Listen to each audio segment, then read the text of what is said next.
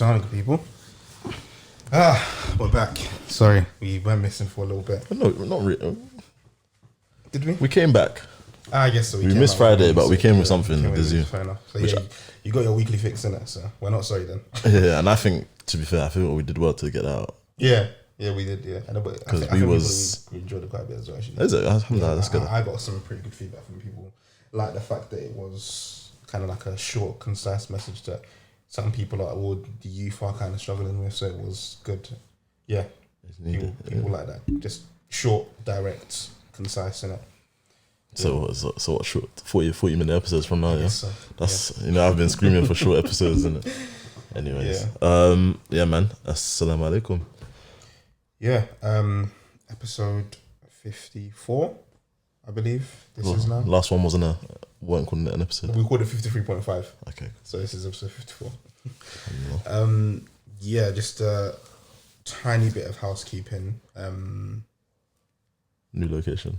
Yeah, secret location. Secret location. We don't know if this will be for the... because we lost production. He's made it sound like he died. No, we're not recording at production's place anymore because of, what do I want to say, personal reasons. Good personal reasons. Yeah, we're still calm, but good personal reasons. We can't record at his anymore. So we're actually looking for a space. We are not looking for a podcast studio because we have all of our equipment. We are literally just looking for a space to record in, preferably free. Peace of Allah. Preferably, we'd like to support the dawah. But even if it is a small fee, something that we have to pay just so we can record there once a week. It doesn't have to be a space of your own. Once every other week. Every other week, it doesn't have to be a space of your own. If you know of somewhere quiet, like maybe like a little room in the masjid where you know will be undisturbed, just somewhere that we can record once or twice a month, inshallah. And so if you know anywhere, please let us know. And inshallah. There might be a small finder's fee if it's free in it. Incentive, give them incentive. I give you sweets. I give you sweetie. Yeah, man. Last couple of weeks, what we've been doing camp. I was talking to Mrs. about this. So I proper enjoyed the summer camp for some reason, and it made me really look forward to summer camp. Yeah, man. And I don't know why. Not that I don't usually enjoy the summer camp. I always enjoy camp, but for some reason what we did this December camp has really made me look forward to summer camp, inshallah. I'm gonna ask someone to send me the clips or whatever. Yeah. I try and put some little clips in YouTube just to capture the fun. Yeah. Obviously I put some stuff on the Instagram. But yeah, man, obviously it's been 2 years since we've done a physical one. The last one was December 2019, innit? And something that for our whole lives has been every 6 months basically for you basically your whole teenage life going into your adult life. It has been, innit? Yeah, for like over 10 years in a row, just every 6 months camp. Yeah. And then not to have it for 2 years. I think that's part of the reason. Probably, yeah. And secondly, obviously, just like the kids in it, the I don't know, camp allows you to. You kind of leave your life at the door, innit? You just kind of go with it. Yeah, it's nice. Yeah, like you said, you literally just leave everything outside, and the stresses of life just don't become stresses anymore. Yeah, it's a bit like itikaf, but like a fun version. With the kids doing the teaching, so obviously we went through the prophets, the 5 greatest prophets. And yeah, man, it was just sick, obviously interacting with the little ones, trying to impart that little, if any knowledge you have, any experiences you have, then obviously the Islamic teaching. Then obviously we got us with the older men, them just chilling with each other all day, and just man, it's a vibe. And there wasn't even that many kids compared to normal. Yeah, but it was still good. Yeah, man, it was still good. What's our Instagram?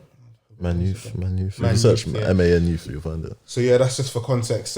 What we do, and inshallah we'll be doing it over summer, where we actually go away to like a scout center, activity center. It's activity center, yeah, where we'll do the same things, so like lectures and stuff, but then we'll also have activities incorporated as well. So if you've got, or if you want to come yourself, or if you've got any little brothers or sisters that you think would benefit, hit us up and let us know when we can invite you down. But yeah. No, I've never seen anyone that's gone and not liked it. Yeah. And there's people, like I said, like one of my cousins was scared. He didn't want to come. They're always scared. First 3 hours, he was like, they're always scared at first, and then they just loosen up and everything is calm. My sisters used to go and I was never on it. And I was like, nah, it's kind of not dead, but I just thought, nah, I can't bother. And I knew, and my friends were there. Like, these guys were my friends, but I still didn't want to go. Yeah. And then I went to one, and then never stopped. I never considered missing one since. Yeah, like, yeah. Alhamdulillah. It's sick, man. It's sick. Alhamdulillah. But yeah, man. And obviously, before that, the Rona. Yeah, what you? Yeah, man. Yeah. COVID is. Was it Omicron or? Yeah, Megatron. Yeah, man. Yeah. It's obviously different people get touched in different ways, but it made me feel, and obviously it's completely selfish in a small sample size, but it made me feel like, bruv, they just need to let us do our thing, man. And wasn't it deep? yeah, obviously for some people it is, but obviously it's confirmed that it is milder than all the other ones. Yeah. Because what we're going into, what, third year now? Yeah. And COVID. yeah, maybe even third lockdown. I don't think they're gonna do one, but Right, but anyways, moving on swiftly again. And what else has happened? Egypt. I don't know. It feels like maybe because the last episode was so. It feels like I ain't recorded for like time. Yeah, I don't feel it. Yeah, it does feel like that. Life update and that. Yeah. So, yeah, I was in Egypt. Jeez. Yeah, in for like a week in December with a missus. Yeah, it was interesting. Mrs. the newest member of the team as well. Oh, yeah. It's official now. Oh, yeah. Officially, yeah. Temp contract. Yeah. Intern. So yeah, it was interesting. I would say the first half was good. It was enjoyable, but like the back end of the holiday just ruined. Did it actually ruin it? What'd you say? Cancelled. Seriously? It's cancelled. So like what? So Egypt is on the blacklist? It's not on the blacklist. Okay. But yeah, you just have to be careful. So like, it was the last 2 days and the night before that. we just didn't go anywhere because I was just ill. Oh, because you were sick? Yeah, we were just sick. Oh, I thought it was like someone peed you off. No. I was just sick. I was sick, so we just didn't go anywhere. What, like we were both sick, but I was worse. Belly sick? Bro, like the night I drank, the day I drank whatever I drank, that night, the entire night I just spent throwing up. Everything, like just throwing up. Like everything I'd eaten over the past couple of days, just everything. Like the entire night was mad. It was wild. Yeah, so the next morning I was just weak because there was nothing in my system, innit? Right. So yeah, but yeah, we'll go for it. Yeah, take us through. Yeah, so like I said, flight was calm, alhamdulillah. Got to the resort, the hotel, and I feel like from as soon as we got there and got into our room, we kind of got a very, very slight taste of the culture there. So we got to the hotel, checked in. What city was you in? Hurghada. Where's that? That's Where's that? like on the neck? coast. Is that net? Oh, so it's coastal, So yeah. like coastal, like I think it's like 5 hours from Cairo.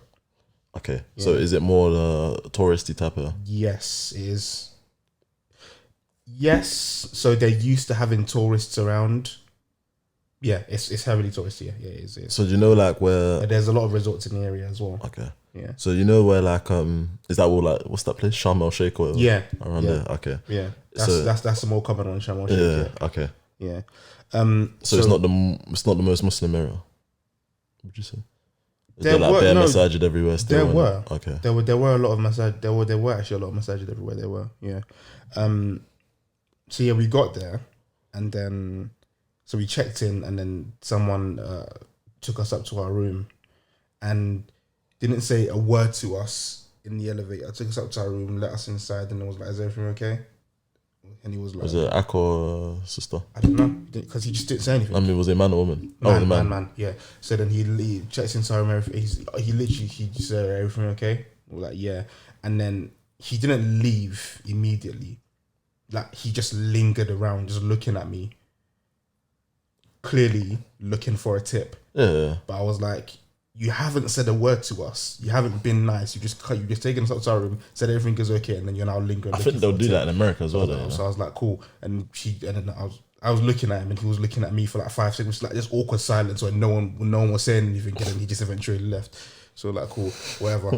That's when he told the rest of the country, this guy. Fam, because we wanted to look for thobes and some.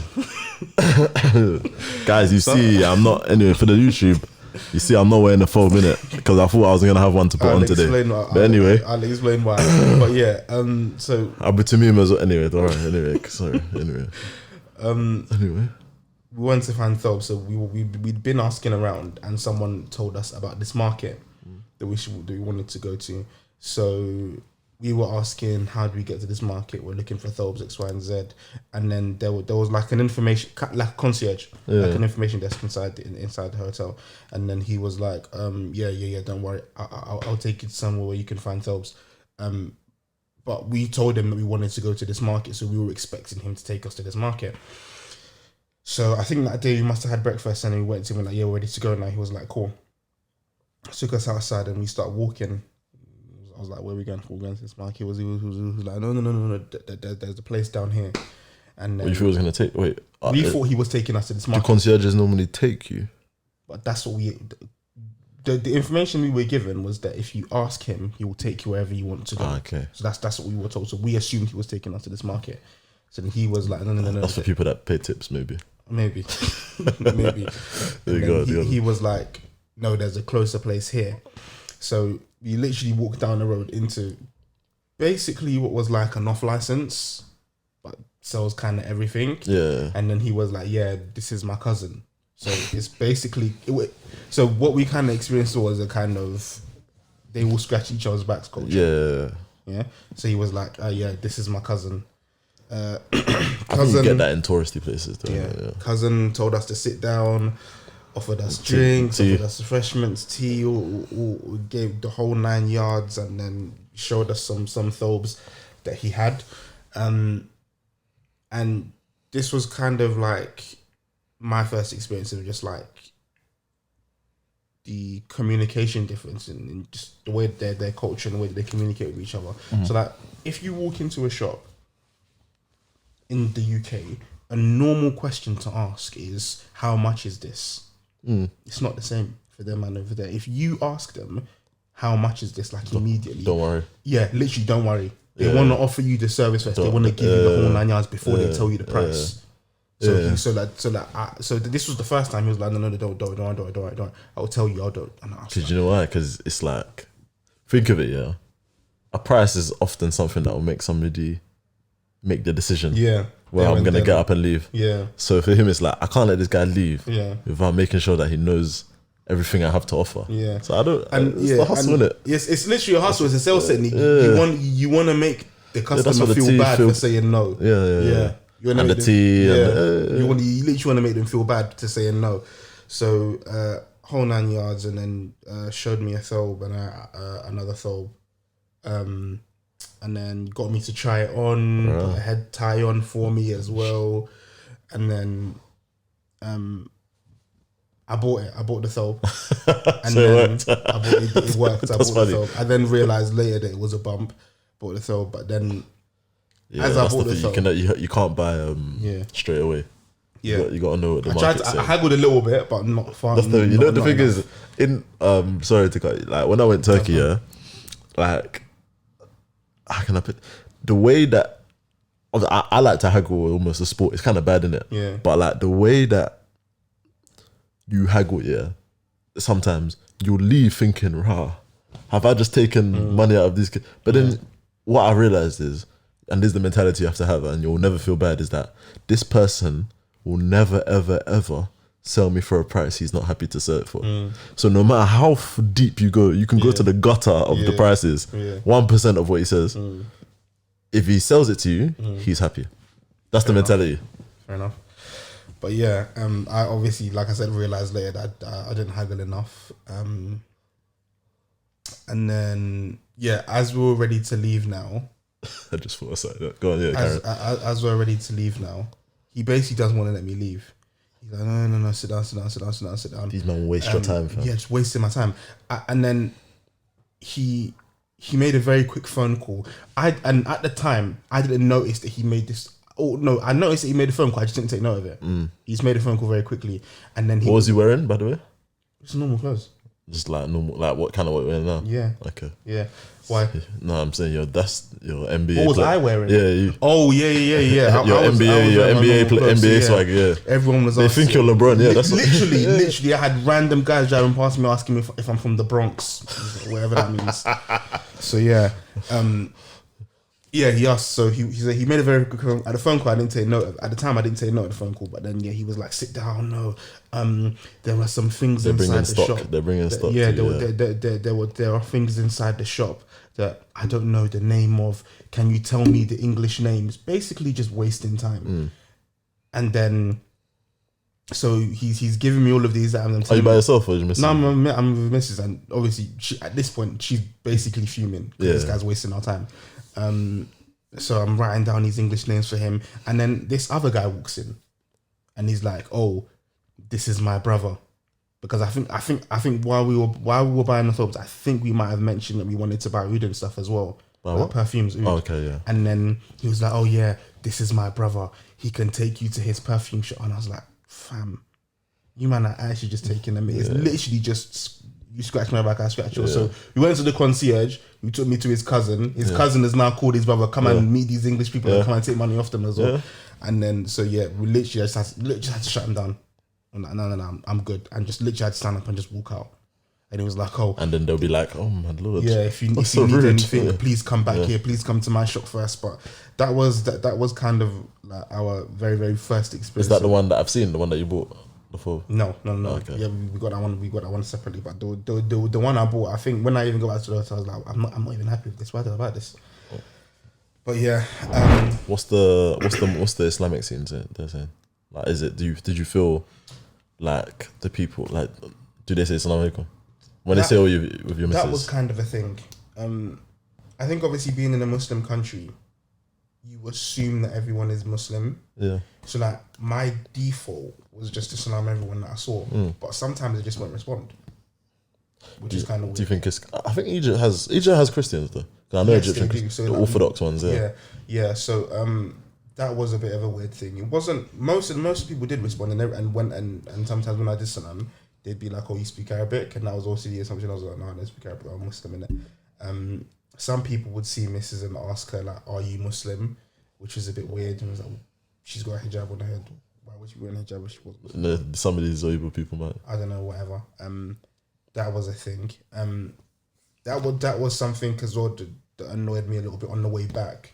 Like when we were coming back, the airport was such an annoying experience. Just checking in, and then after we'd finally checked in, after all that palaver, it was nonsense, man. When we were just like in the hotel waiting for our flight, when the airport waiting for our flight, and you walk down through all the terminals,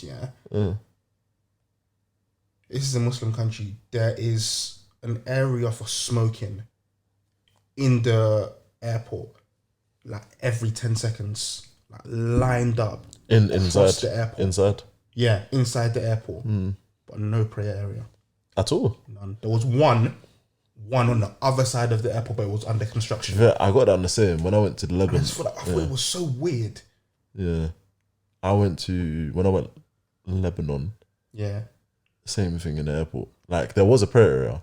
When I say like I feel like if the prayer area in Lebanon, the Muslim prayer area anyway, looked like the prayer area, if in the UK airport, if it looked like that, it'll be a news story. Yeah, it was actually peak. It was crap. So weird. It was, and there was pictures in it. There was like bare pictures, which was dumb as well.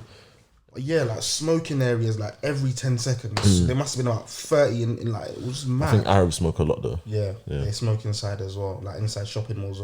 They smoke. Because it's only in this country, innit? Or a few countries that it's not a thing. Yeah, man, it was that was just weird. Do you think you would have enjoyed it more if you went to like Cairo, or if you went to?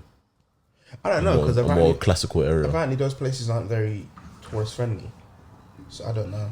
Maybe. But I suppose a lot of the man them have been. When the man them went, like, where did they go?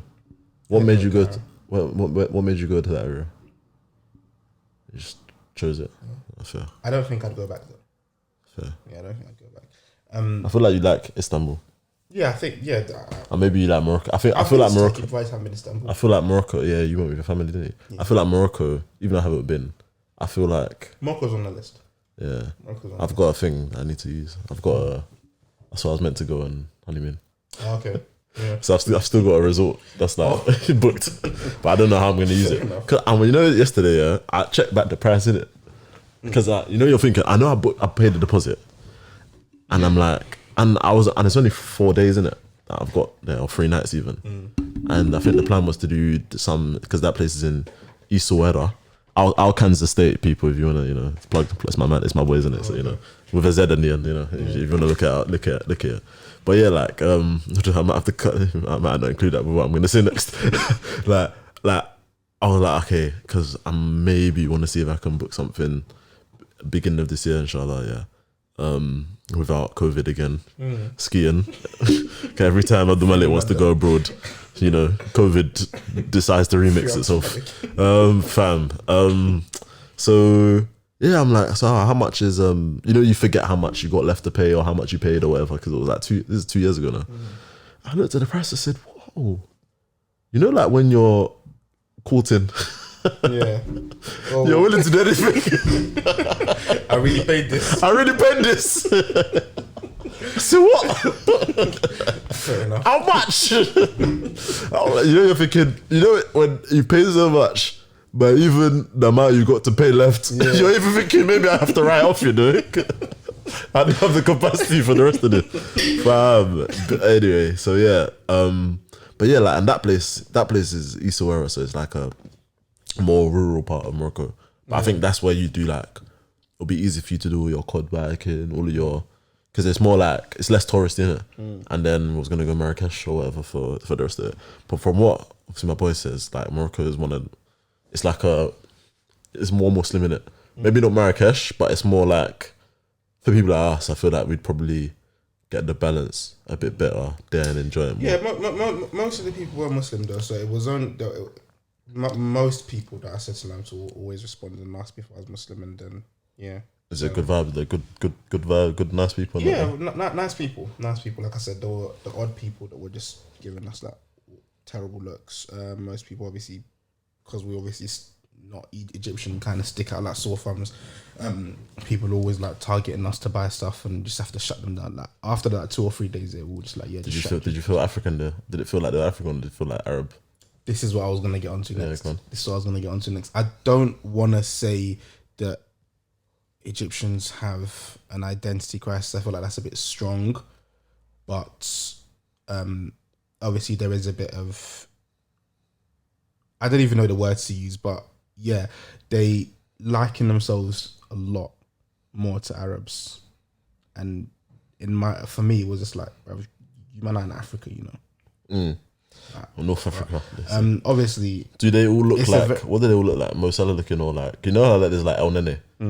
Like is that like darker skin toned Egyptians? Like not really. Mix between the two, probably more darker skinned. Is it? Yeah. Obviously, the entirety of Egypt is op block because they all support Liverpool, for obvious reasons. Yeah, alhamdulillah. No Arsenal. Yeah. No Arsenal. Oh, then it wasn't enough. Everyone supports Liverpool. Alhamdulillah. So yeah, it's only right. But yeah, obviously it's a very small sample size because I went to one part of Egypt for 1 week. So if I'm wrong, correct me. If I sound ignorant, I probably do, because like I said, I was only there for a week. But yeah, I think we went on like a city tour, which was we went on like a city tour, which is where I got sick from. Was it eating something? Yeah, You ate something. I drank something. Oh, okay. Yeah, so this city tour, and as the guy was taking us around the city, he was just talking about like the city's infrastructure, like their import and their export stuff, their military strength, their political power, and all of that stuff. And all of the comparisons he was making were to Arab countries, like nothing to do with Africa at all. And that was just strange to me. Did he mention like Algeria, Libya, those type of countries, or just Middle Eastern countries? Okay. And I was like, bro, you man are not in the Middle East. You're actually in Africa. So why you're not likening yourself to other Africans? It was just strange to me. I just didn't. It was strange. Yeah. Do you think that comes from Because I guess if it comes from a love of, do you think it comes from a love of Arabs or seeking to be Arab, or I don't want to be associated with them blacks down there? I can't say. Yeah, you can't really. I can't say. Maybe a bit of both. Maybe a bit of both. I can't say. Because it might not be. Do you know what I mean? It's one of those things that it's easy to make our problem, but it might not be our problem. Because like, if they look more like Arabs, you might say. Yeah. It's more. I'd say it's more like when other Africans further down in the east are doing it, and I'm like, you naughty. That's what I'm like. So that was just a little bit odd to me. I found that a bit strange. But it stuck out. But and that was about it. And then that's why I got sick. So we went on. Alcohol's still haram when you're traveling. Okay. So he took us to like a perfume factory. He called it a perfume factory, but it was a perfume shop. Basically took us to one of his mates' shops and said, come and sell these guys. Food in a suitcase. Literally. Not food in a suitcase. It was a nice shop, but then the guy offered us like refreshments. And he gave us this hibiscus juice. Hibiscus is a plant, if anyone doesn't know. And at the time, when I drank it, I was absolutely fine. It was Mrs. that started feeling it first. She started feeling a little bit sick. She just made her feel uneasy. And I was absolutely fine. And then later on that night, we went out to like a restaurant, and that's when it hit me. And I couldn't even eat at the restaurant. We literally ordered the food and had to pack up and go home because I just started feeling sick. And then from that point on, I was, hibiscus juice. Was that blended or something? I don't know. It was red in color. I don't know what hibiscus looks like. Neither do I. But that's what made me sick for the rest of the night. I was just. Do you think there's a chance you got spiked or something? My brother said this. Of course, your brother. Which brother? We don't want to. Of course, he said that. We're Mr. Worst Case scenario. Of course, he said that. So that was mad, and I was just sick for like literally just throwing up my entire guts for like the whole night. The thing is, why would he do that? Did you feel woozy? No, did you feel fine. In your brain? Did you feel? No, I was absolutely fine. I started feeling that hours later. She started feeling it immediately. And it's with a plant. Yeah. Generally. I don't know, but I guess shouldn't. I don't know, man. I mean, any Egyptians, is that a thing? Like, it's a lesson you should probably already know, that you don't just accept drinks from strangers. So it sounds stupid. It is stupid, but I think. Do you think when you're on holiday, and do you think like being Muslim amongst Muslims makes you feel at ease? Yeah. So that was really nice. Like for example, like going to restaurants and not having to worry about what was halal and stuff. Like you could just eat or drink anything. Like that was really nice. Not anything. Obviously not anything. not drink anything. Yeah, obviously not. Because alcohol is haram. Yes. No matter where you are. Are you all right? No, the way you sounded a bit too freely. I mean, I'm like. But that and then that just literally just cancelled the rest of the list. So like all of the plans we had the last 2 days just written off. We had to the next morning. Let me not say I could barely walk. I could walk. I was mad lightheaded because I was weak. I was weak, and I only wanted to eat plain food because anything else made me feel nauseous. Then we had to go to the pharmacy and get like rehydrating salts and paracetamol because I had a banging headache. But the last 2 days of the holiday were just written off. That's sad. We're just chilling. That's sad. Did you feel better after? Yeah. So by the time you got to the airport, yes, I was still like a tiny bit queasy, and I was worried about my flight because I actually used to get flight sick, like really bad. On the plane or before? On the plane. I used to get like really, really bad flight sickness. So I don't know if I've grown out. At this point in my life, I feel like I've grown out of it, but I also don't want to take the risk. You should just take the tablets and knock you out. I don't leave it up to chance. So this time I didn't actually take tablets. I don't know if you've heard of travel bands. No. I use these travel bands. You basically, they're like little wristbands, and you put them on like a pressure point like in the middle of like here. Yeah. And I was reading on your wrist. I was reading the thing, and it's something to do with Chinese tradition and yin and yang and imbalance and all that. XYZ and Bid'ah and Shirk and all them things. Sugar and spice and I guess it worked. It either worked, so I've grown out of it. I can't tell the difference now. Like I said, I'm not willing to take the risk, so I used those on there and on the way back, and I was fine. But yeah, about the third or fourth day in, I think at that point we were kind of tired of the hotel food because it was a bit repetitive. Also, like kebab type food. Rice. Oxtail bun. Kebab, no. Rice and some sauces. It wasn't terrible, but it also wasn't great. We were a little bit tired of the hotel food, so we decided to go somewhere for breakfast. Mrs. found this restaurant online, and we took an Uber there. And it was very interesting. We got there, and when we got to the place, we didn't take notice of everything at first, but it was basically like this strip, and it looked very clean and very, very far removed from everywhere else that we'd seen on the outside, and it was very, very quiet, and just it felt like you were on holiday when you were in this area. And then the restaurant we went to was actually closed. It didn't open until 6 o'clock.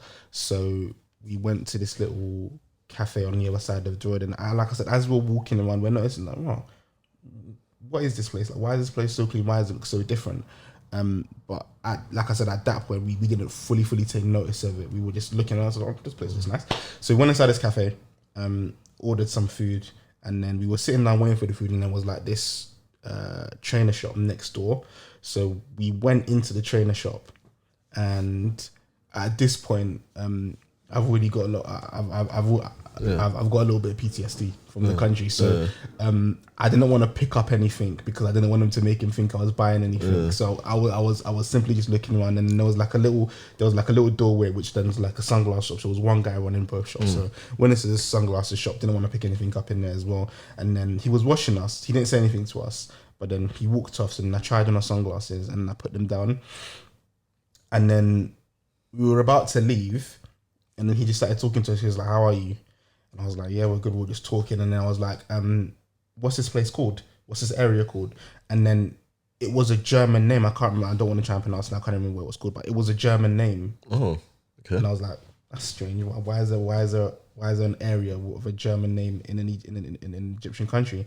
And then he was like, and like I said, we'd noticed it was a lot of, from like when we were doing activities on like the day before. There was quite a lot of German people, and I was worried. I was thinking, how are these people going to communicate if they can't speak German, if they can't speak English? But then like the people that were running the activities were speaking German as well, so like they were speaking Arabic, Egyptian, and Arabic, English and German. And I was like, cool. But then so when I now started talking to this guy, he was like,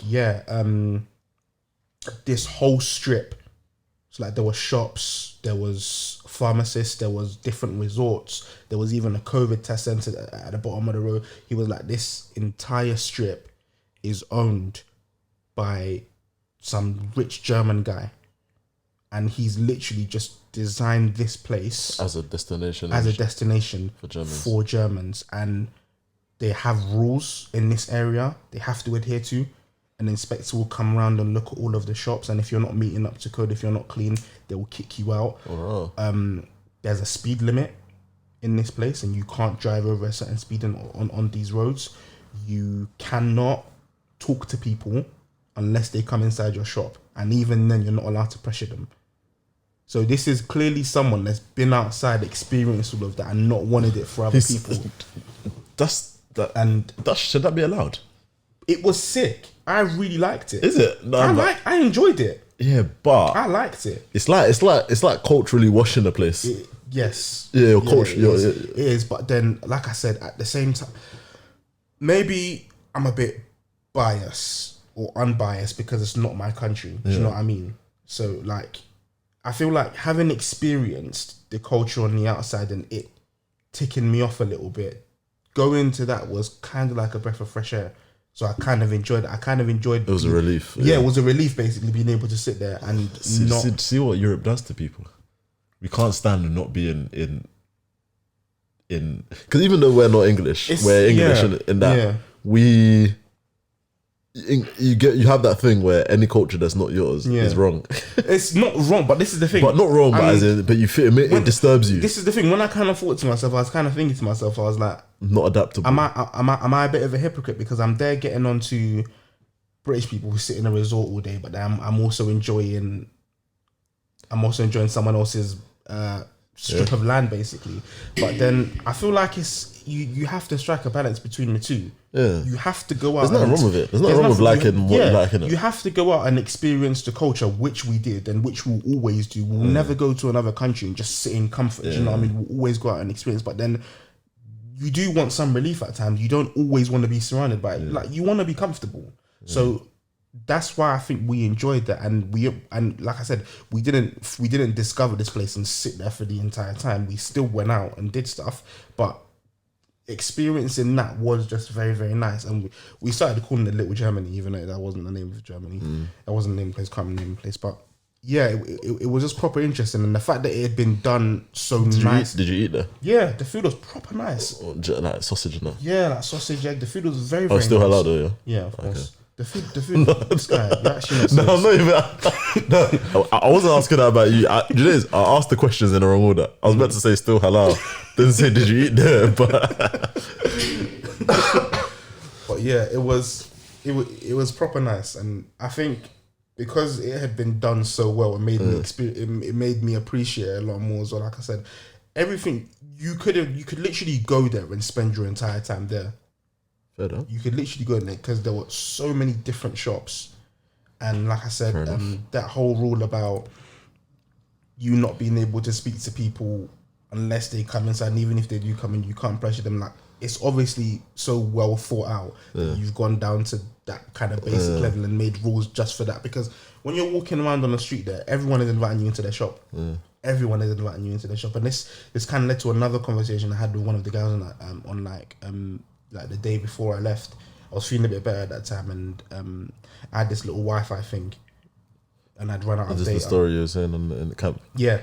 So I had to go and buy a data SIM card, and because I bought one before, and the shop was closed, but then the guy in the shop next to him was called. He invited me into the shop, and he called the guy for me, and he was like, "Yeah, someone's here for you." And then we were just talking. Obviously, he tried to slip in a bit of selling here and there, but I didn't mind it because we genuinely had like a nice conversation, and I would have bought something from him, but then I had to go somewhere else to pay, and I wasn't going all the way back to his shop. But I sat down with him, and like while I was waiting for this guy, we were just talking. And younger, I'd say like mid-30s. Okay. He was running like a souvenir shop, and we were just talking, and he was like, there's kind of like a bit of rivalry between so I think he said kind of like the hotels and the street. So the street vendors. Yeah. So like the hotels are turning people away from the street vendors. They're telling them not to go on these roads. So it's kind of like ruined business for them. It's like even if people do come on their roads and you invite them in, they don't want to come in. Whereas before, they might have still had a nice conversation with you and not bought anything, but they'd at least smile at you, talk to you. But whereas now, if you invite people and they just air you, they don't want to talk to you at all. So that kind of annoyed him a little bit. I could tell he was annoyed. And he was just talking about that little clash that they were having. And I asked him, and I was like, because his English was a lot better than other people I'd spoken to. Even some people in the hotel, his English was very good. And I was like, you speak very good English. Like, where did you learn? He was like, well, I've got a university degree. I did social work at uni. And I was like, you've got a degree, so why are you running a souvenir shop? And then he was like, there's no jobs. Nothing. There's no jobs. And in the whole of Egypt? Yeah, he's like, there's no jobs, and he doesn't want to leave Egypt. And I was like, why do you want to leave Egypt? I was like, there'll be jobs somewhere. If you've got a degree, there'll be jobs somewhere. He was like, no, I like Egypt. Don't want to leave. Happy where I am. I was like, cool. The world needs more people like that. Yeah. I don't know. Why'd you say that? In terms of people that are not chasing the West, basically. Or what I'd say is the places, Africa needs more people that would rather stay in their country to use their skills than to take it outside for those countries to be better. Is what I mean. Fair enough. I hear that. As soon as you get good at something, you run away and take it to UK or America. But then he's not using his skills.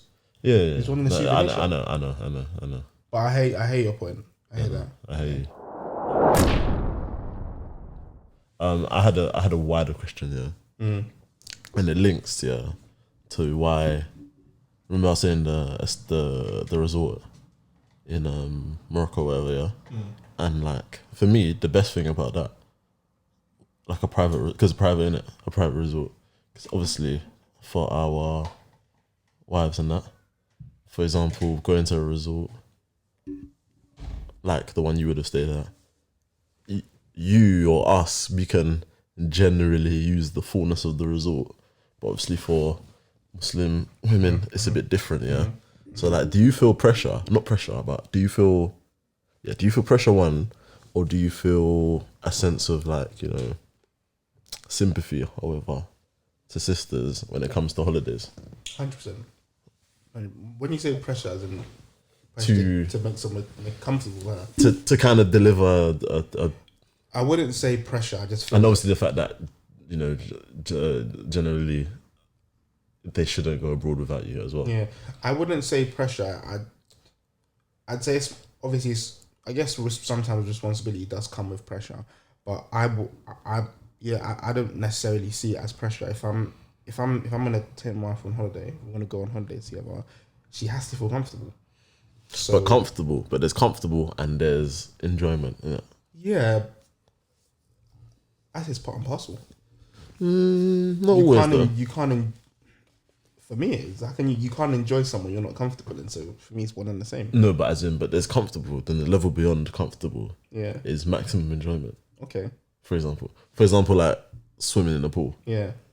That's good. You have to kind of. That's not something you can easily just make happen. You have to kind of manufacture that situation. Stuff like that.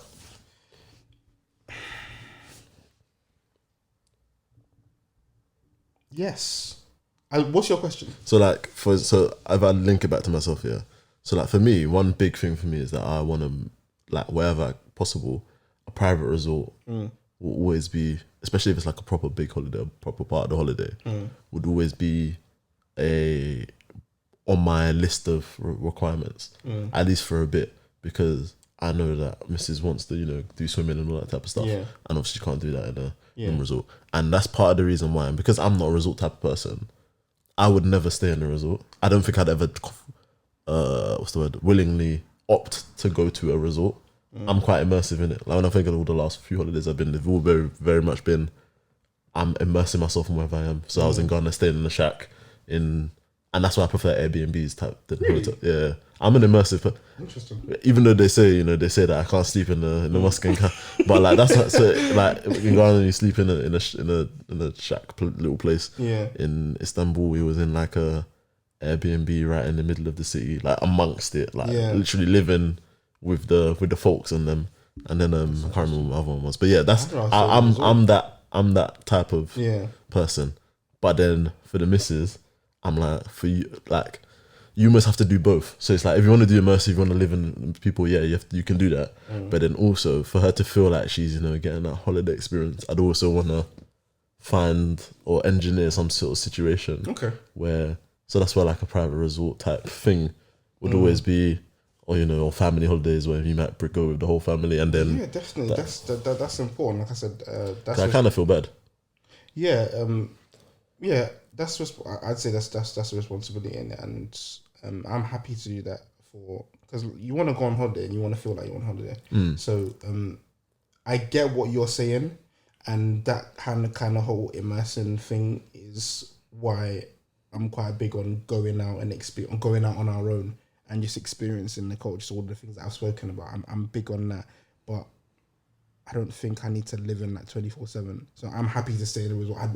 If I go on holiday, I'm not saying I'm gonna every time I go on holiday I'm gonna sleep in a shack. That's not what I'm saying. No. That was because it was a voluntary holiday. I'd rather stay in a resort because, like I said, you want to go on holiday and you want to feel like you're on that holiday feeling. You want to walk into your hotel and have that wow factor. You don't want to feel like you're at home. Do you know what I mean? Airbnbs can give you that as well, though. Yeah, they can. Like the one we were staying in Istanbul it felt like we lived in it felt like I was in a museum. I don't think I've ever seen in an Airbnb on holiday. I think I'd have to try at some point. But yeah, as your question, yeah, definitely. I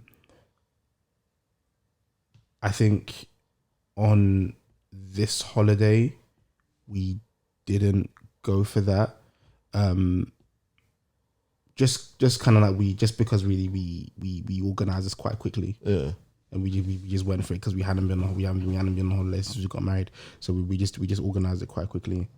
But yeah, definitely going forward, I think because we organized it quickly as well, we kind of realized that this is why maybe we need to take extra time to actually plan our holidays and make sure that we're 100% happy with where we're staying. Because that kind of came into it as well. And I know we at some point we literally said to ourselves that we're gonna look back at this holiday one day and we'll probably laugh to ourselves. We'll probably laugh when we look back at this. I hear you. Yeah, definitely 100%. I think that's part of why I haven't.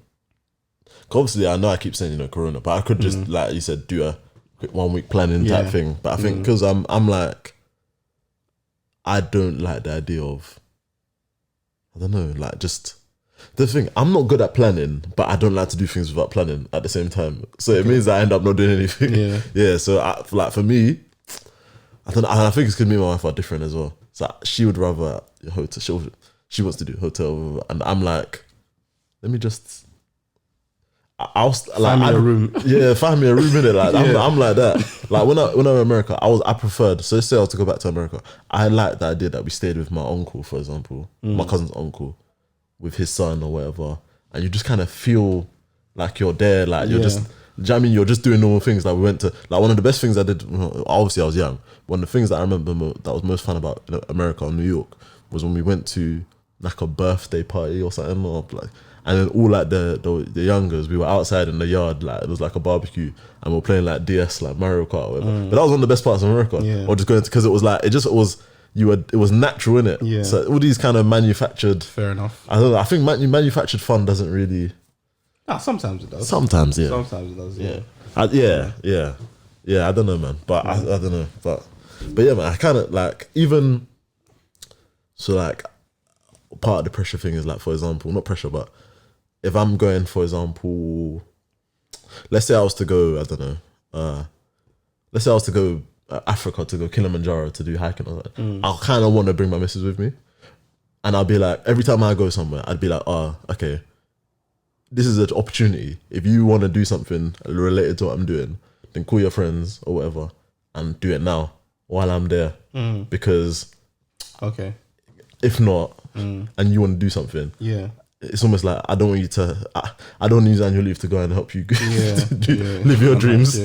So attach your dreams to my dreams. That's the horrible way of saying it, but you get what I mean? Yeah, no, because I remember even like going through like that. That is one of the things when it comes to sisters that I feel like, especially sisters in the West, that I'm like, that's one of the things that I can imagine being a fitna, being difficult to live with, like having your.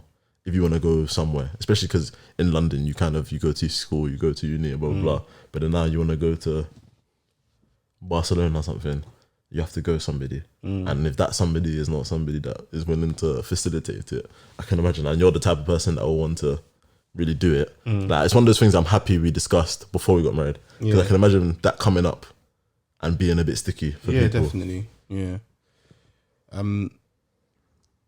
Yeah, I'm just gonna keep on saying. I think it's obviously our responsibility to make sure that when we're doing these things, that we're making sure that, because it's easy for us to just go anywhere and enjoy ourselves, but we need to make sure that for them that they have all the right things and everything is in place for them to enjoy themselves as well.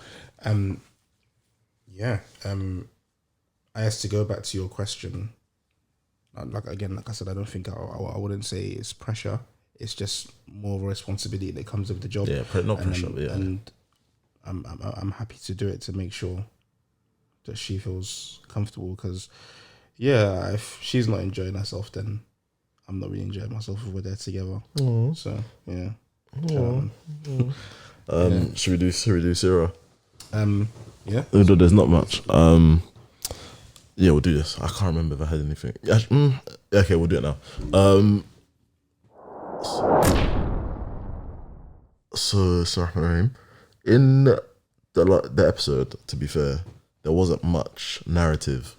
So, the Ustadh went over the birth of the Prophet Muhammad sallallahu alaihi wasallam and some of the miracles kind of attached to it, and also spoke about, what else did he speak about? Obviously, there's the whole situation regarding the fact that the Prophet Muhammad sallallahu alaihi wasallam had a couple of people that breastfed him. So at the time, I know it's not commonly done now, but people would have wet nurses, so people that, you know, not that were not the mother, that maybe had a different child, that would breastfeed the baby. And we'll probably end up touching on this next week or the next episode, inshallah. But people that would in more kind of rural areas, that would take children from the more urban areas to kind of bring them up in a more kind of, you know, gritty type of, you know, rural, more rustic environment to kind of help toughen out the child. And obviously there would be the wet nurses as well. And the Prophet Muhammad sallallahu alaihi wasallam had somebody do that for him whose name was Halima. Some of the kind of things that cropped up for me in this episode was more the kind of and when you're kind of thinking about modern day times, is the concept of adoption, because that came up. Because obviously through breastfeeding you can become mahram to somebody. So for example, if I don't know, if Ib's mum was a wet nurse for one of my sisters, for example, then they would become mahram to each other, and Ibs, for example, wouldn't be able to marry my sister, even though there's no relation. They'd be kind of brother and sister through nursing, through wet nursing. And that whole concept came up, or what it kind of struck me is, because I've always thought of adoption being difficult for women because of the fact that adopting a girl, because of the fact that no matter what, there's no way that you can make the adopted father and the adopted daughter mahram to each other. Yeah. Does that make sense? You can if it's a boy, obviously the boy and the dad is fine, and the mum can breastfeed him, so he becomes mahram to her, and he becomes brothers and sisters with all the other kids or whatever. Is my current understanding. I could be wrong on that. I'm happy to be corrected, but that's my understanding anyway. But so that was all my understanding of adoption was always that, okay, it's not a problem, you know, it's what it is, it's fine. But, you know, that's the only complication, I guess. Yeah. But really and truly, the adoption as it is now, like for example, legal adoption, is actually something that's not good in Islam, because of the fact that, and it's mad that, you know, this lineage thing that we were speaking about last time, it's kind of cropped up again, in that the issue of it is the fact that you're changing, so anything changing the lineage, there's even a verse that says, you know, it's committing kufr, and not that it makes you non-Muslim, but it's an act of disbelief to change the lineage of somebody, to kind of change who this person's father is or mother, and obviously because it can cause confusion. It can lead to, you know, scenarios where, you know, like people are marrying their sisters or whatever because they don't know. But yeah, just that concept of the family unit, you should never change it. Even if you bring up, like, even if I adopted you when you was a baby and you've basically been my son, I can't say that you're my son. You're whoever your dad is son. And that always has to be the case. That has to be clear. Whereas obviously in this country, you're changing the name, etc. So that kind of concept, it doesn't go. But like, that's kind of, I think it's very much, you know, one of those things, those from time to time in religion, you get those things that they not go against, but they kind of, your understanding of what is normal and what is fine based on just like environment and growing up, you're not used to it being challenged, and you really have to rewire your brain. And those are the type of things that obviously cause a lot of fitna to a lot of people. But this one, I don't know, obviously when you look into the reasoning, it makes sense, but it doesn't make it for I'm thinking that's fine for me to read now, but when you're thinking of your, 40-year-old couple struggling to have a baby for 10 years, it's a bit of a, it's not harsh, but I can imagine it being difficult to stomach, innit? But yeah, man, it's actually, I don't know, have you got anything? No, there's no question. It's just I think that's where, I don't know, I don't want to use this to start talking about hijrah and stuff, but I just think this is where it kind of plays in where I was saying before, when I think I said this on a previous episode, that like this kind of non-Muslim land that we live in and living in the West, where it's like everything this basically kind of country does and kind of like creates is basically tells you that everything you believe in is wrong. And like you said, almost changes the way that we think about things that do have rulings in Islam, and almost not doubt, but almost make you think that, right, that's kind of mad. Whereas if we were in a country where all of this stuff was normal, those kind of conflicts or they wouldn't happen. They wouldn't happen, basically. So yeah, I think it's just I don't know. It's difficult. You can't remove yourself. You can't, because we live here, innit? And we're surrounded by it 24/7. But I guess this is just the importance of having knowledge, and like it says, knowledge always has to precede action.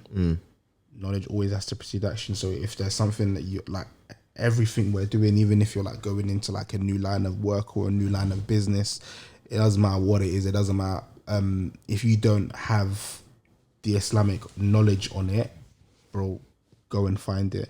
Because whereas where this thing might seem normal to you, or might seem like there shouldn't be any problem with this, if you don't have the knowledge, you need to find out. So like all of these new kind of things that are coming up, I think off the top of my head, like crypto, things like that, like investing in crypto and stuff, go and find the Islamic knowledge on I'm not saying there's going to be a verse in the Quran about crypto, but just about the way that you deal with your money and the kind of things that you do business with, and thick of transactions. Yeah, exactly. Just stuff like that. If you're going onto the stock market willy nilly and just buying stuff or buying currency, and you don't know whether this currency is gonna go up or down in price, are you sure you're not gambling? Like, literally just stuff like that. So what is that company involved in? Yeah.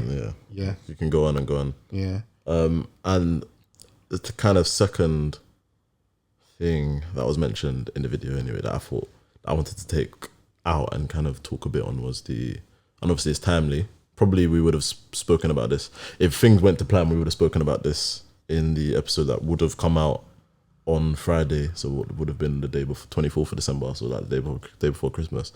But sorry, Twilly, I'm not saying crypto is bad, by the way. That's not what I've said. It's very, very general advice, and the main point of that was just knowledge. It was just an example. It's just an example. So please don't quote me. I didn't say there's anything wrong with dealing in crypto. Nah, I don't think you did. If you did, I would have said something. Yeah.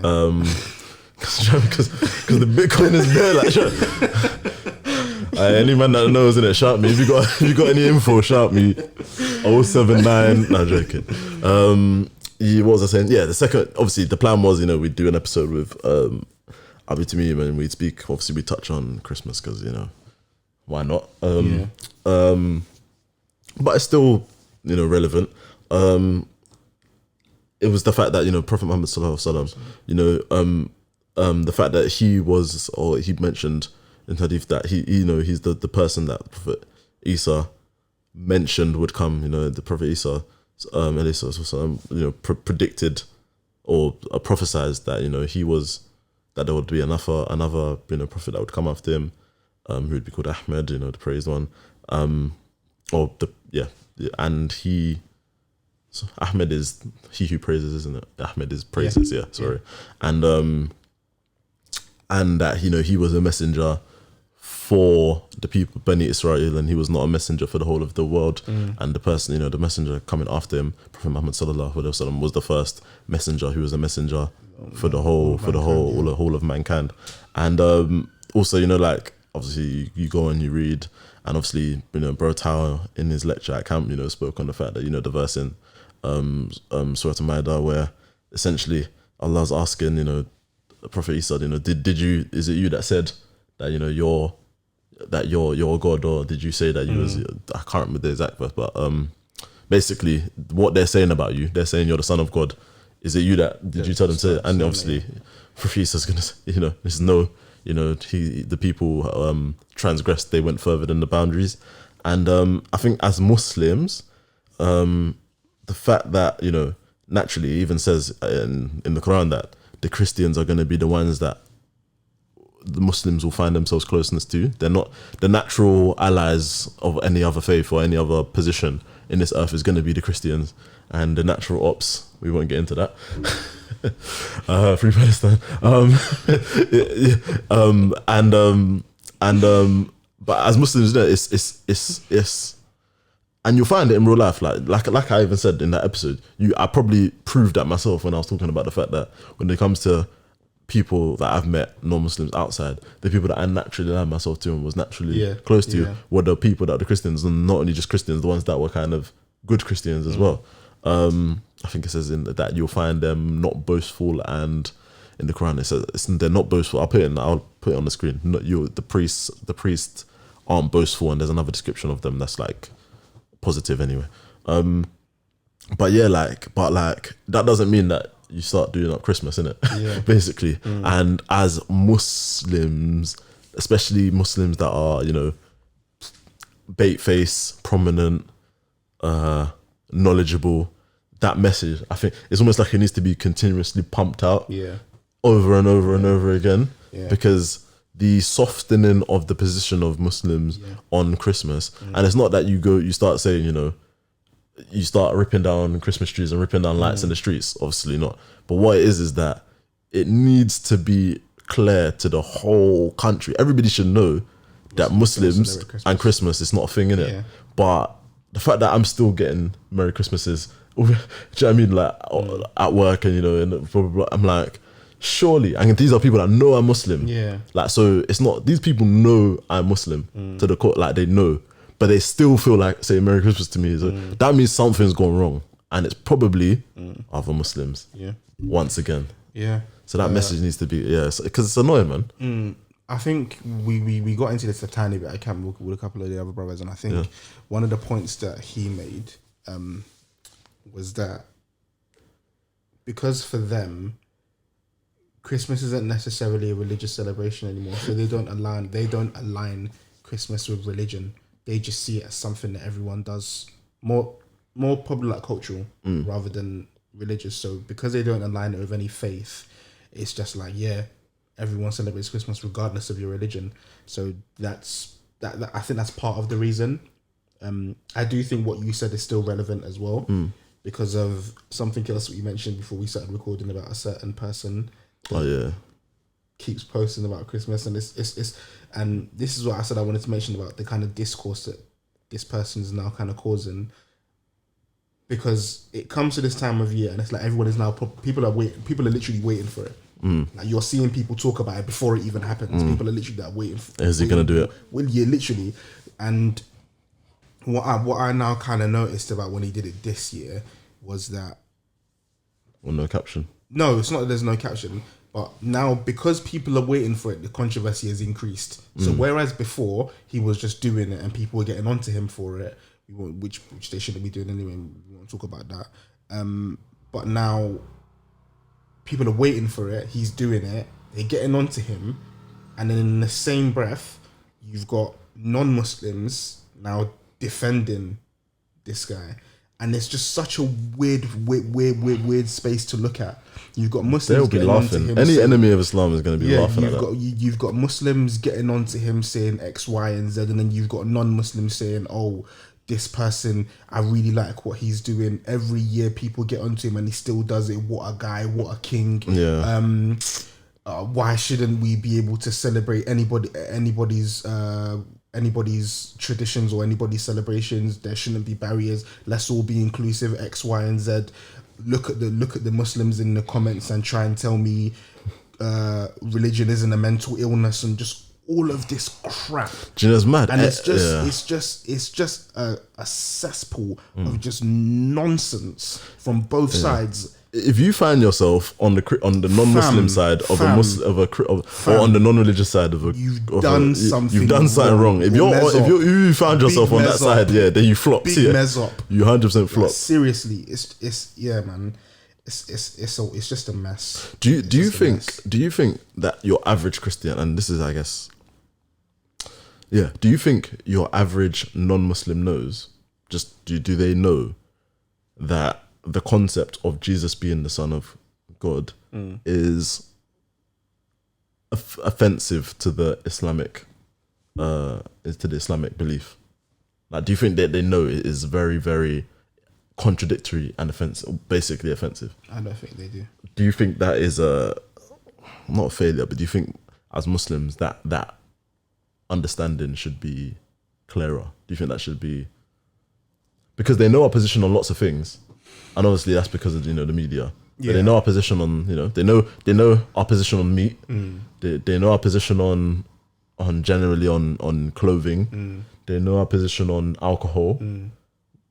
Why don't they know our position on Jesus? Or do we need to? Is it our business to tell them? Does it matter? I mean, generally, we're advised against getting into these kind of debates. Not debates. I'm not saying debate. I'm not saying we should debate people. I'm saying that, but are Muslims, when they're out, when they're speaking, when they're...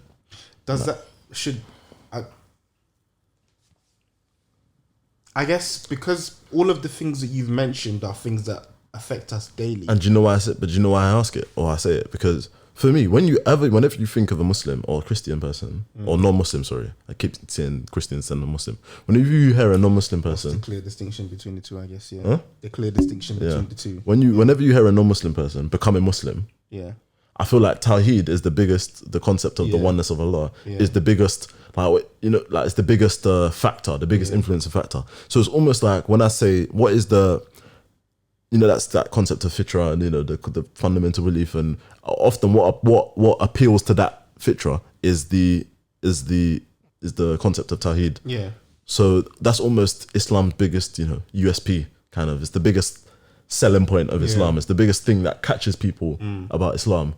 But would you say that if it's the biggest selling point or biggest, you know, why are more Muslims getting that notion out there?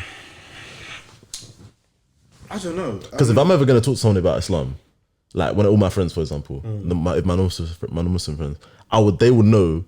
I'd say they would know about Tawheed. That's the thing. If I'm going to talk about religion, and there's not even arguing, we're just talking about religion. Yeah. I'll shoehorn. That's the thing that I'll make sure that is, so at least they understand. If you get what I mean. Yeah. No, I do. So do you think that maybe if more Muslims, I don't know. I think because of like the stuff that you mentioned, those kind of things that affects us in our everyday life, so like the way we dress, the things that we eat, the things that we drink, because we kind of get so caught up and consumed by those things, then maybe we forget to mention the more important issues like Tawheed. I think to answer your initial question, I don't think enough people know the difference or understand the difference. Like if I was to go outside now and point to talk to a random person on the street and say, like, you know, Jesus was not the Son of God, he's the prophet, he'd be like, what are you talking about?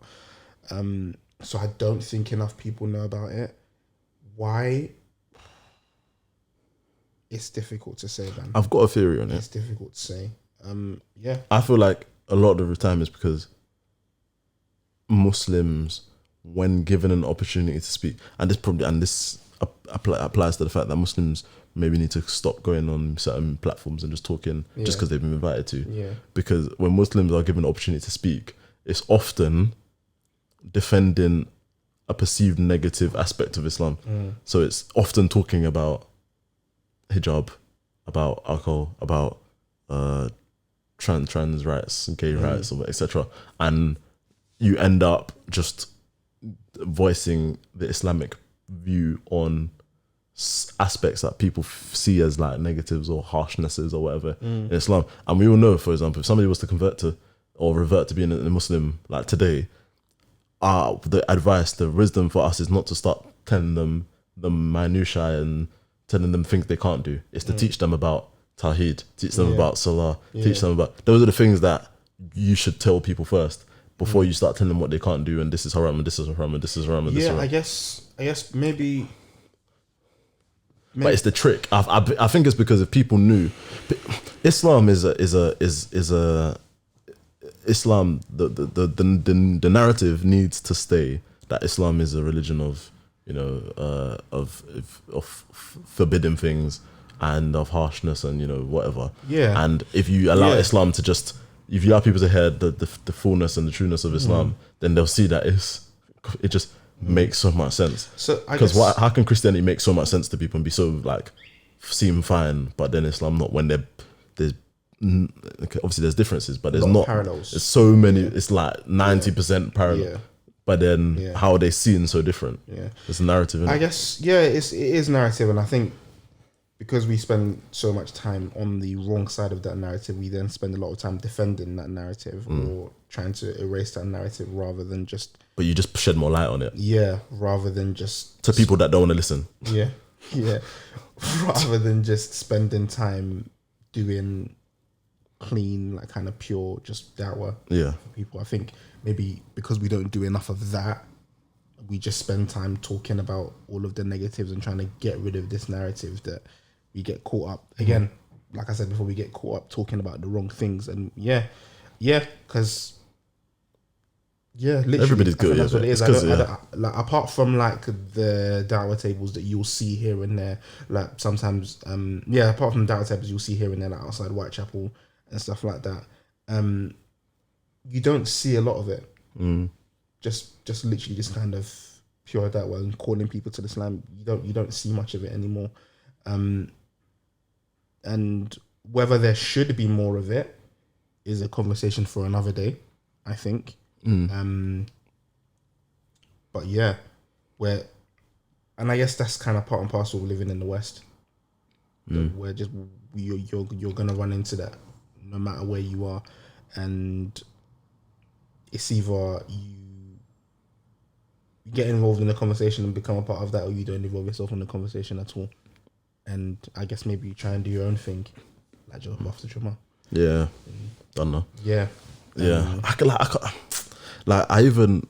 don't know. It just popped up on my Explore or my YouTube suggested or whatever, and it was some BBC Three thing, and this is like 7 years ago. It was something to do with like youth talking, debate show or something, or think of like freedom of speech show or something like that. And it was basically a gay Muslim man.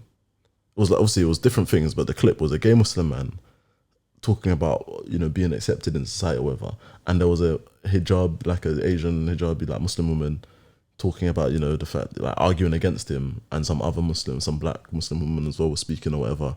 And it was some English guy hosting, like it's a famous host, I forgot his name. But it's like, I was thinking, the three of you together are just destroying us. You're killing us. Like, and it was like, they were literally, it was like, you know, when it was like, this is very much a conversation that you do not have on BBC. Yeah. But it was like, the way, and I heard what the woman was saying, but even she was like, she was a bit misinformed with some of the things she was saying. But obviously her overall concept was, you know, about homosexuality or homosexual sex or whatever. But it's like she was falling into the trap of just basically saying gayness in, do you know what I mean? It was, but because she was coming from such a dumb angle, the angle she was coming, and you could tell she wasn't doing it on purpose, but you could tell, but you were thinking, shut up, like don't stop, like they've called you and you've fallen into the trap. Fallen into the trap. That classic, that BBC ITV this morning trap. That's what the black people fall into as well when they that they do not call you into the show to make Islam look good. They do not. So don't talk about these things. Don't like in these platforms unless you're. That's why. Even you know what. Yeah. Thinking about that,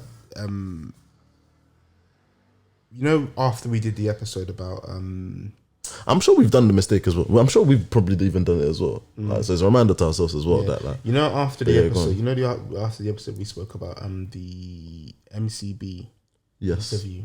Yeah, I kind of had a second thought about that as well. That maybe we were a little bit harsh. Do you know it's with that? And I feel like she chose not to answer that question for the exact reason we've just said, to not fall into that trap. Because the question she was being asked, I can't remember the exact question, but about female imams was loaded. Yeah. Because what was her answer though? I think she was just saying that it's not her responsibility to know these kind of. I can't remember exactly what it was, but I think There's a slight difference. But I hear you. The woman that was asking the question, she already had her 5th, 6th, and 7th and 100 follow-up question planned. You know what I mean? So it was. I feel like it was a question that was lined up as a trap for you to fall into. And if you give me this answer, I'm gonna make you look dumb. You know what I mean? So yeah, that was the thought. You know, it is with me, and I think that probably came from the MCB as a whole thing anyway. Yeah, because hindsight is beautiful, isn't it? No. To me, I'm not even sure I still because you know, it is with that. I'll touch on it briefly, very briefly, and then when I'll look back on my answer and decide if I'm going to keep it in. But that's the beauty of editing, isn't it? That like it was like the MCB as a thing, as a because it's a organization that naturally aligns itself to the government or whatever. It's almost like a wing or a board, a part of the system of government. So just by the fact that you exist, you're almost removing your right to now. So if you're gonna exist, and because to me, a board like MCB exists to go on these type of platforms and answer these type of questions. That's literally what you made yourself to do. So if you're gonna do that, if you're gonna exist, then and you're gonna go in because you're basically geared up to be. You're the Muslim count. You're the board of Britain. So if the government has something to do with Muslims and they want to look like they're consulting Muslims, you've positioned yourself as the go-to. So now you're the go-to. So if they have a question, if the media has a question, the BBC, ITV, Channel 4 has a question, you've positioned yourself as come to me. Fair enough. So if you're gonna be the person. You're gonna fumble that. That's the I mean. So the fact. So yes, maybe you're harsh. If they asked you or me, then my answer, my response would be different. I think, but it's because you're the MCB, and you're from. I think that's my rebuttal to that point. Fair enough. Whether I'm gonna leave this on or not, we'll see. We'll see. I can see that angle. Though. I can understand that. I think that's why I'm like, it's because who you are. Yeah. Do you know what I mean? No, I can understand that. Yeah. I think we're done, aren't we? We'll leave it there, inshallah. Yeah. Yep. Nothing else from me. Yeah. So we're back to our usual schedule. We're gonna start being organised as well. So the calendar will start calendaring again. Yeah, the talent booker is gonna get working again. We'll get some good guests for you. Not that there's anything wrong with the two of us. yeah, exactly. Because I noticed that when it's just the two of us, the numbers dip a little bit. I don't know what the issues with AbdulRahman that you don't want to hear us talking. Like you just want it to be a podcast full of guests and we'll just remove ourselves. I don't know. But inshallah. I don't want to bring any kind of negativity. Presence or kind of relation to the new year and stuff. But we spoke about this last year. Yeah, go and look at New Beginnings. Go look at New Beginnings and we spoke about it.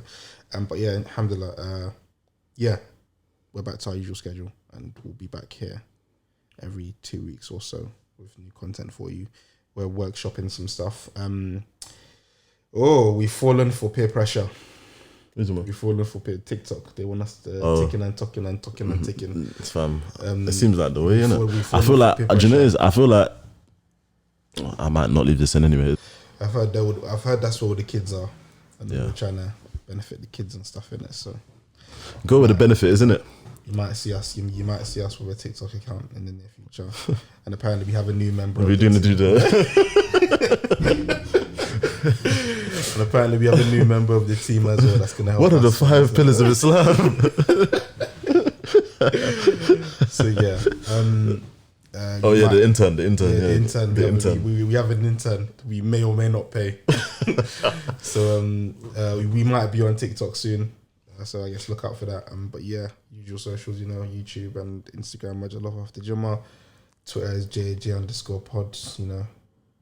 Get involved in the conversation, like, comment, subscribe, and all that stuff. We're trying to hit 1,000 subscribers by the end of 2022, inshallah, and that's just so we can do the community thing on YouTube. Yeah, man. I want to do community stuff. I don't know about any of that, but give us 1,000 subscribers. We might do something nice for you. I don't know. But yeah. No, we will. Oh, we will. We will. No, people, man. People like obviously just help out the brothers in it. Help us out. Yeah, yeah. So, yeah. But yeah, I guess we'll leave it there. Assalamu alaikum wa rahmatullahi wa barakatuh.